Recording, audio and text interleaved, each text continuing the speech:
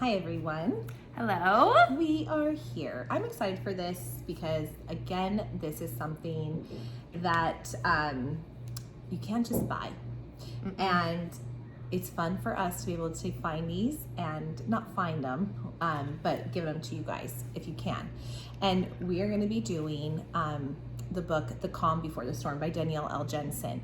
This is the book that is it was a special release. You had to pre-order the Inadequate Heir and go on her website and say that you bought it and show proof. And she sent, it's a 6-chapter small book on Lara and Aren, it's Aren, Lara and Aren.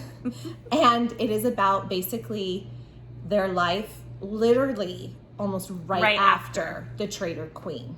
Yes. Well, everything's going on with the Inadequate Heir, this is all together. And I really enjoyed it. I really, really liked it. I loved it. I love that it picked up, like she said, right after. It did. There was really, not much time passed, so I like that. And what I like too is I liked the Inadequate Heir, but I found myself wanting Lara and Aren. It was really hard for me to move on from those characters, even though I did, but I still preferred them overall. So this is just a side note. If you have not read The Bridge Kingdom, The Traitor Queen, or The Inadequate Heir, you can't, well, you can, but I think you should leave. You need to go read those and then come back to this. This is The Calm Before the Storm. Well, and two, a lot of things that we'll say won't really make sense. So you've got to go read those other books before, so you can kind of understand what is going on in The Calm Before the Storm, which is basically like a prequel to the 4th book. So yes, this is setting up for both books, The Inadequate Heir and this, are setting up for the next book. Like a little mini novella. It is, yes. It's just The Inadequate Heir is setting up for what's going on with Karis and Zara. And now this one is what was going on with Lara and Aren right after everything that happened after the Traitor Queen. Yeah. So, I mean, one thing we find out is it's not all rainbows and butterflies for Lara and Aren. In Ithaca. we were very satisfied with the ending, right? Of the Traitor Queen. Yes. I was like, oh yes. But we find out, which I do like, because she did do stuff that would make the Ithacanians upset. Yes. She was a traitor. As much as we see that she was never meaning to be a traitor, her father groomed her to be an assassin and to kill this king, and she just heard all these horrible, horrible things about Ithaca. We see why, but at the end of the day, she still did it. So anyways, you gotta do what you gotta do. Yeah, and we thought she proved herself. I thought she proved herself a lot, showing because that was the big thing in the Traitor Queen. Aren was just no, they'll never accept you. And we got to remember, all these places, they're sworn enemies, hate each other.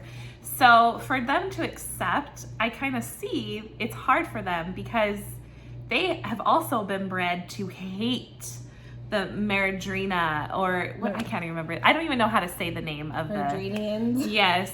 I don't know. They're bred to hate Ithacania, so there's just so much Lara hatred. Always grew up thinking Ithacana was keeping food from everyone, and they were starving, and she was seeing it differently through her father's eyes, right? Well, her father was a liar too. Exactly, but she didn't know exactly if that was true or not true. And everyone on the outside sees how much her father was doing, so there's a lot of angst and hate and everything. So anyways, so we're going into this book and we find out that it's not as going as well for her as I think that we hoped. I think she knew. So she does have a lot of people that are for her now, though. She has a lot of people that saw what she did to help save them, that are respecting her. But there are still some people that are totally still you're a traitor. If you saw what happened here, we don't like you. You're a traitor to your own, to your own country.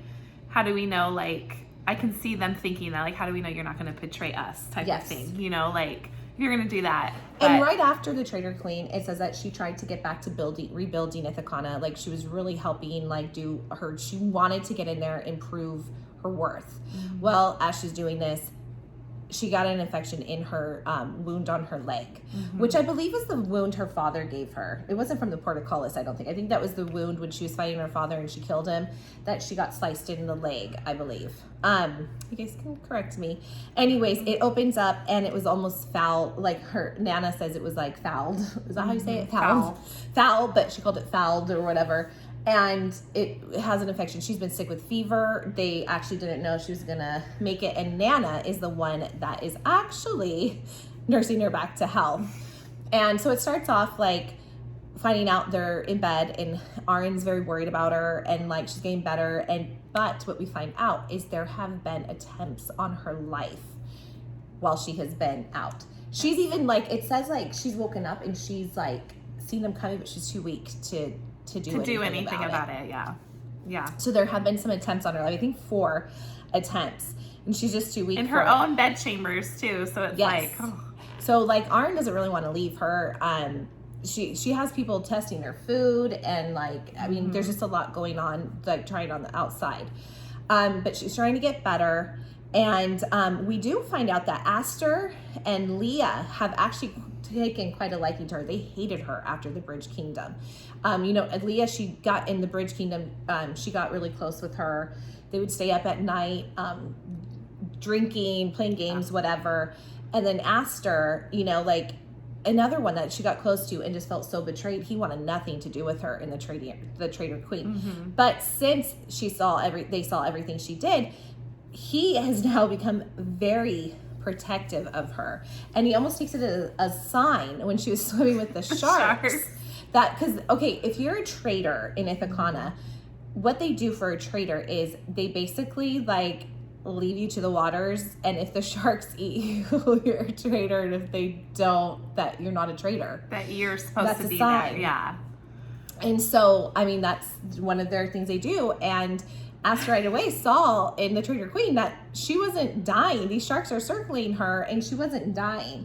So he's all for her. He's all for Lara. And like, I think he also saw her make up what she did. She needs people on her side that are important to Aren, and you know, So, and now, like, so she has them, and there are other people that are supporting her. Like, she has gained a lot of favor in a lot of people's eyes. But while Aren is worried about leaving her, Anna is now taking over all the meetings that are going on. Now, there's a lot going on with Karis and Zara. There's all this stuff kind of happening. Karis, we find out, is the one that actually, well, you know what? I did go back and read the Traitor Queen, and it was mentioned in there that Karis is the one that did it. But I think I was thinking when I was reading the Traitor Queen at the time that, like, we don't know for sure. Well, it ended up being he really did do it. And, okay. See, I didn't go back and read that part. And I did. I probably wouldn't have remembered that, to be honest. But he did it because of Zara. He loves Zara, and he was trying to save Zara. And what could he do? So he decided this brilliant plan of, we're going to attack Harrenhal. That's how this whole thing. So now, Karis is now on the top of Ithaca's list to cut off his head. You know, her father gets killed, but now this is going on. So Anna is running all these meetings, and Nana's not happy. She said, you know, she's going to Aren, like, if you're not going to take care of this, then you need to abdicate it to Anna. She needs to do it. Mm-hmm. You have duties. I know your wife is dying. I'm trying to get her back to health, but if you're not going to do it, then you need to just like not be king anymore. She's straight up with him all the time. And you know, we find out that Karis is now the new king of Mardrina, but at this point in this book, they don't really know what's going on. Because remember, this is going on like literally, and we fill in the gaps for this with the Inadequate Heir. This is all going on, so they don't really know everything yet. They know her father's dead. She killed her father, but they're assuming he's going to be king. They don't know if he's king yet. They know it's going to be kind of, so it's just all this stuff going on that they're trying to like put everything together. We do find out that Lara does think of her brother, and she remembers She doesn't remember her brother, but then all of a sudden she was kind of getting flashbacks of her brother. She does make it down once Nana tells her she's good enough to get up and walk around a little, because now she's a limp. She's been in bed for a while. She's a limp. She has to kind of build her strength up. She makes it down to the council room, the war council room, and they're talking about what's going on. And as she's looking at the picture of her brother, that gets a drawing of him, which looks identical to her almost. She does start to remember... Stirs up some memories of their childhood. And she does say that she does remember him being a very loving, protective father. That actually... brother. That's right. Which actually we find that... he took some beatings for Lara. Like when she would make a mess or whatever, he would actually say it was him and do it. So she does remember him being a very loving, nurturing brother to her, but she has very fuzzy memories. It's not like she remembers. He does. I mean, you got to give it to him. What he did to Ithacana at the end of The Inadequate Heir was all for love. He's a very loving type of guy. And if he feels that love for you, he will protect you. And he will do anything he can. And Zara is his first priority, not his sister. No, but it just shows that, it just shows that when he really loves you, he will defend you and take care of you. And even when they were kids, it just shows that. Mind you, in The Inadequate Heir, we're hearing Karis' side, and he's like, I hate Lara. She was a traitor. He's hearing what everyone else is saying. He doesn't know like why Lara did what she did. He does know a little bit like, Coraline, was it Coraline, the mom figure of their life? Yes. One of the harem wives. I think she said, you don't understand what she went through and stuff, but he still was like, but still like, this is because of her, you know, like he's just another one that's been bred to believe this stuff. And he knows that his father's like that, but he still thinks that. Well, it's funny because Lara in this book is saying the same type of things about him, like she doesn't trust him. And one of the things that I feel is part of him, she feels like she says something, he'll just stab us in the back or something like that. I feel a lot of that is because she remembers when she was being taken away with her sisters at 5 years old to go to, remember they lived in the desert with Magpie and he was teaching them to be assassins and stuff. And she remembers her mother screaming and screaming for her. And I think like it does say her brother like tried to defend, like take like help. I can't remember if he tried to help, but I think she feels like he didn't really do anything.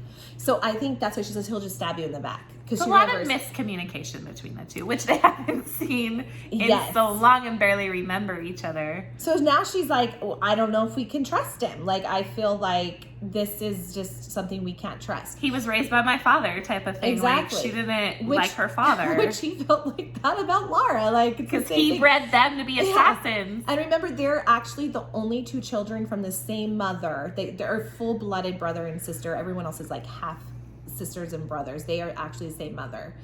And what was interesting too, that actually comes out, and I can't remember if this came out in The Inadequate Heir. So this, it is, I think, but this is still that her father actually was really in love with her mother. And when she ended up killing her, it was also because he found out, it wasn't just because she was fighting to save her child. He found out that she didn't love him the same way. And I think he was hurt. So his thing was just to kill her. Yeah. So there's a little bit more on that one too. So you find what's cool about both of these books, you find out a lot of information with everything's like, because the missing gaps is going on during the Traitor Queen. It just is really like coming together with this. Okay, so during their council meeting with all their big top people, we find out, it comes out that Zara and Karis have a relationship. And Aren does not want anyone to know. He wanted to keep this private. Lara spilled the beans. She said something like, well, like he was probably trying to protect her. So I don't know, or or given their relationship or something, whatever it was. And they were like, what? And so this comes out. Well, Anna, and Aren says what Anna wants to do is actually how they would have done in the past, how Ithacana would have ran it. But Anna wants to use this information to now sow seeds in the minds of others to get Karis killed, okay? Knowing that Velkata will not stand for a relationship with the Meridrianians, I think is how you say it. I could be wrong. There's just too much bad blood between them. And it's true. The Empress wants nothing to do with these people. Karis, anything. And this is Zara's love. So how's this going to work? Now we have another forbidden. There's just so many. Yeah. So anyways, Aren is not for this plan of trying to get Karis killed because first of all, he wants to protect Zara. That is his biggest thing. She's been their one and only ally for so long. She was coming to help him. He knew right away when she didn't show it was because of Karis, that he did it to save her. And I think he wants to take that information and keep it secret because he wants to protect her. Yes. And see, and I don't know if he's like holding out hope that Karis won't be as bad because he knows he did it I think for so. love. I think so. I mean, it's cool that he saw why he did it instead of, you know, just the blame. So I think he is kind of holding out that Karis, that's my interpretation, but yeah, I think so too. Like, and I the think whole Zara thing, yeah. Because he kind of got to know, and he does say this at one point, like he kind of got to know Karis a little bit while he was captured. He was captured for a while, and he, you know, Karis did go talk to him a few times, and then he knows that he was the plan to get them out of Maradrina, and like, so I think he's holding out that hope, and I think he ultimately, like, his Aren would do anything to save Lara. So I think he knows that that's ultimately why he did it. So, okay, so after all this gets talked about, another thing that comes up is Aren gets papers to sign the execution of the people that have attempted to assassinate Lara. And Lara basically says, don't do it. It's because it's my own fault. She really does. She's like, they don't know. They see me as this like person that did all this bad. And she wants to try to make amends in a way, okay? So as they're talking, people are like, how, you know, like, we have to stand firm and show you're not going to mess with you. You're the queen of Ithacana. And she's not wanting that. But Mara suggests, oh wait, before I go there, everyone does end up supporting her during that. They take a vote on what to do. Because Aren said, if you guys do not accept her, I will leave. I will get up and I will go anywhere with Lara. I don't need to be here. If she wants to go, I'll leave with her. You can pick somebody else to be your king. You can king. pick someone else to be your king. She's too important to me. I'll leave. It's either I'm king and you go by what I say, or and you accept her. Yes. Or I'm gone and you need to find a new king. Exactly. And everyone ends up supporting Lara and supporting Aren, and they want to, except for one, and it was Anna. Now, which was really interesting to me because at the end of the Traitor Queen, even though she was mad at her and stuff, but remember when she wanted to go kill her father and go on the boat, she was the one that helped her get to the boat. Yes. And was like, when she saw the shark, shark. She's the one that they ran down and told Aren when she was on the portcullis, like when she was trying to get into the city, like, you gotta lift the gate. So I was shocked. Like, I knew there would be some tension. I was shocked at how much. It was like all of a sudden she remembered, I'm supposed to hate this girl. Yes. So it came back to her. I wasn't prepared for her to hate her this much. Yeah. I thought that there would be some sort of forgiveness because of how it ended with her kind of helping her. I thought there'd be some, like, but not this much. So she basically says that she cannot give a vote. She's stepping down. Anna is about to marry the king from Harendel. So she's kind of like, hey, I should just get out of this anyway because I'm not going to be here long. The new commander of the South Watch or whatever should take control or decide if they want to support this or not. But this also aggravates Aren, and I get it. It's his sister. It's, you know, he doesn't want her to leave. He wants her support. It's his twin sister. He wants her support and everything. But I also understand her point on that.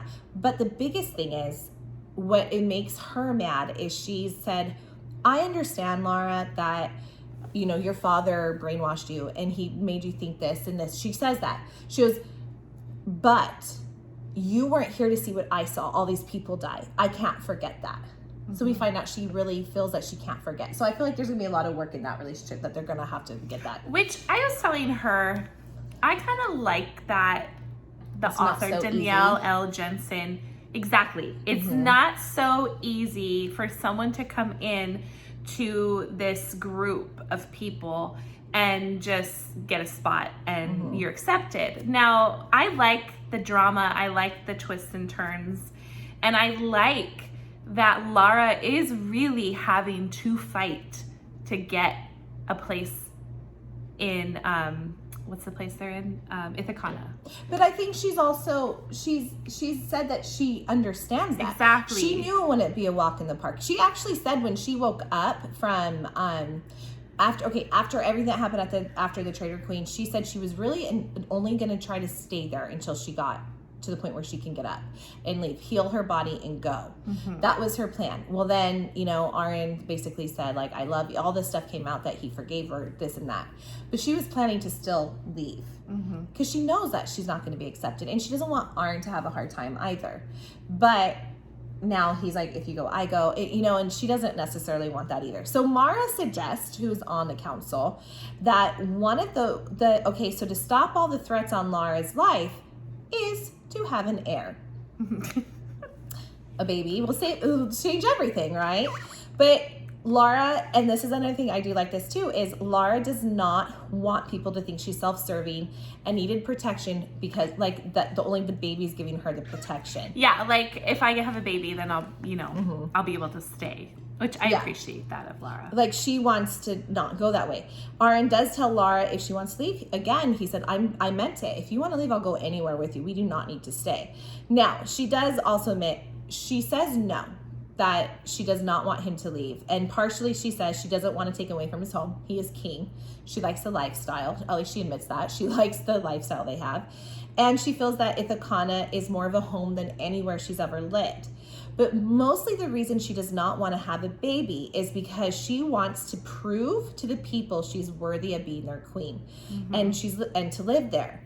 And she also wants to help make Ithaca strong again, get it back to where it was. And she almost wants to make up for her previous actions, and she wants to accept it. So that is like the biggest thing that is keeping her from also just having a baby because of this. She doesn't want to have a baby to solve everything. She wants to really do it right. Which I liked. Yeah, I think so too. I think it actually, again, is not just like easy peasy. No. I do want them to have a baby though. But. Which eventually I think they will. But I really, really like this. She's really having to work for, she is deserving of it. But like I said, there's just so much hatred between these places, these kingdoms, that it wouldn't make sense for it to be this easy. And let's face it, a lot of people died because of her, and the bridge was taken down. So or infiltrated.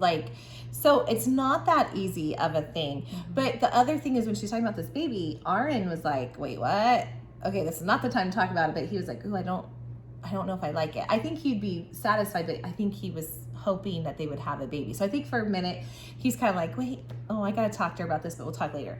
Well, it does come out that Lara does want to have a baby with him, but she wants to gain favor and acceptance as their queen and not just use a baby. And Aren doesn't want that though to come between their happiness, because he says not everyone will love you. So are you gonna let this stop us from being happy and having a baby, because you're not always gonna be accepted? And that's actually a great point on his part too, And she said, well, would that stop you from having a baby with me? And if I don't want a baby, would that change things with us? And he said, no. He did say no. He said that he would still love her and this and that. But he just doesn't want her to stop her own happiness because of what others may think. Which makes sense. And and they're trying to rebuild. They're trying to make a new portcullis. They're trying to build back the city from how it was. And there's a lot to do probably before Lara can even think of this, point of her life. Plus, she can barely walk right now. She's just had an infection. Anyways, Nana does tell Lara that she thinks that her blood was fouled. We said this before. And that's why the sharks didn't attack her. Okay? But the Ithacanians believe that if the sharks don't attack you, that you are not a traitor to Ithaca. That's why there's so many people that are on her side now and think she's queen, where Nana feels like her blood was just fouled.